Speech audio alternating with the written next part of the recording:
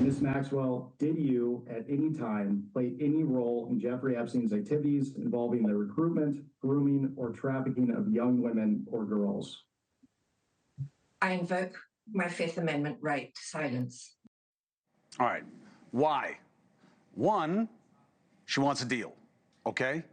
My suggestion is if she had big names to put out that would make a difference for her, she would have done it already.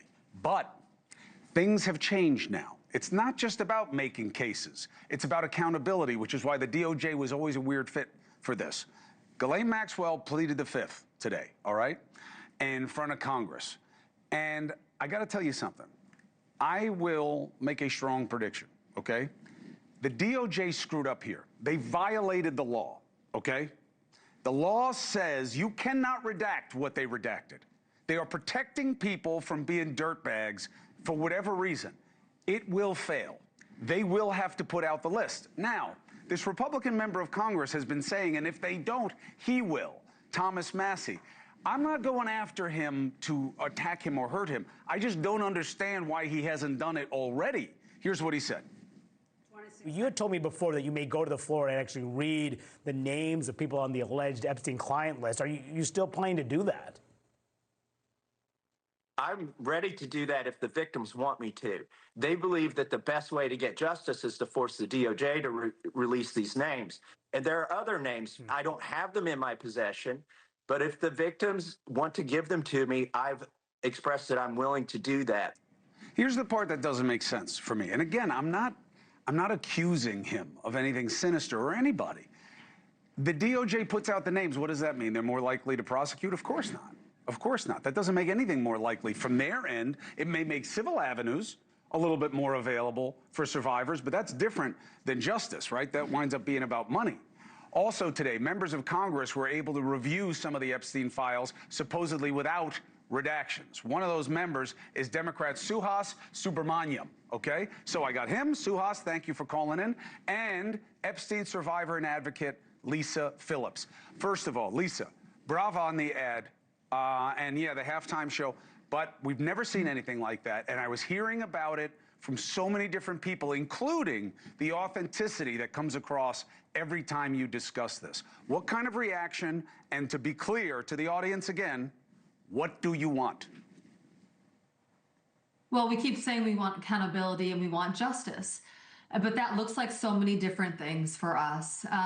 We just want the DOJ to do their job and Congress to do their job to stick to the law and to release all the files. That's first and foremost, but maybe not all to the American people, but so that Congress is able to see everything without the redactions, so that Congress can make the right decision in moving forward, however that looks.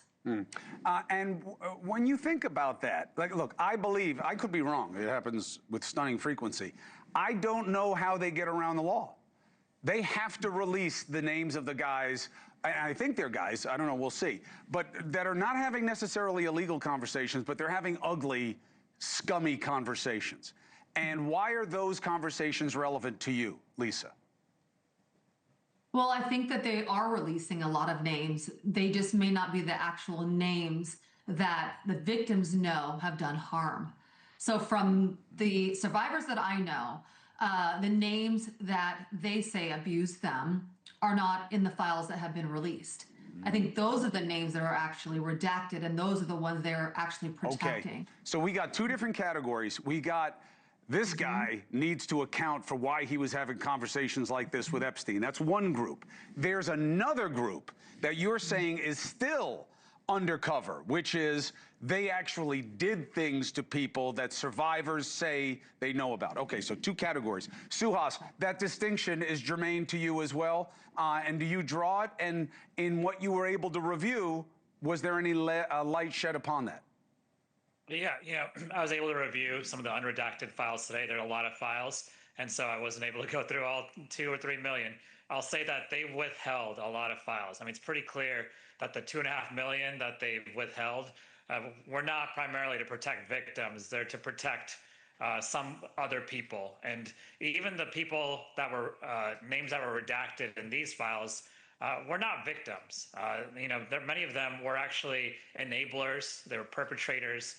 And so I don't know why they redacted the names that they redacted. I think that they need to go back and unredact a lot of these names. Thank you for watching. Subscribe below and download our NewsNation app right now on your phone, and you will get fact-based, unbiased news for all Americans.